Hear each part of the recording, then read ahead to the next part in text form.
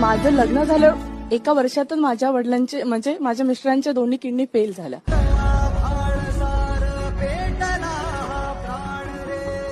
असं होतं की त्यांचं आयुष्य आता संपेल, ठीक आहे, पण माझी आई आहे, माझ्या मिस्टरांना 1 किडनी डोनेट केली.